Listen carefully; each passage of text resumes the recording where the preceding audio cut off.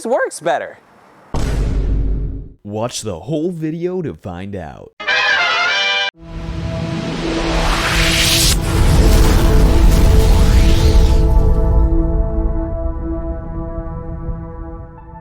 Hey guys, welcome back to The Science Kid, and as you probably have guessed, today's video is going to be regarding which one of these two methods is the better option to alleviate your fatigue faster and help with your heart rate recovery. Now for most people who've clicked on this video, you probably already have a good idea about what helps you recover from intense exercise, whether that be either option or another one that I didn't even think of to consider.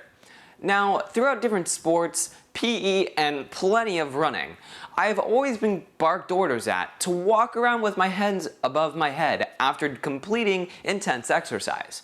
And I was always given some reason, like it helps your lungs expand, or something like that. Let me know down in the comments if you guys have had similar experiences. So, to start the experiment, the first thing I'm gonna do is run. The goal here is for me to get my heart rate up high enough for it to count as exercise. My resting heart rate is around 80 beats per minute, and I want to get it up to around 150 beats per minute, or something like that. To measure my heart rate, I'm going to be using this sleep ring, which is the only thing I had lying around, but trust me, it's a reliable source. Once I get to the desired heart rate, I'm going to stop running and try to recover by using our variation of methods. The hands on knees approach, the hands above head approach, and lastly, the doing nothing approach.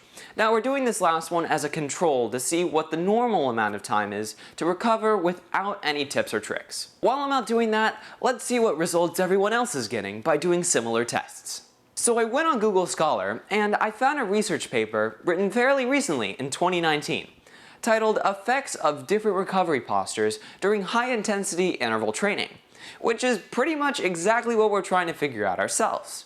Now, the way they tested this was by having 20 female varsity soccer players all run on a treadmill for 4 minutes at a time. They then repeated that 4 minutes 4 separate times, with a 3-minute rest period in between each run. Now, the time for collecting data on the recovery position was for the first resting minute, excluding all the data after the first 60 seconds.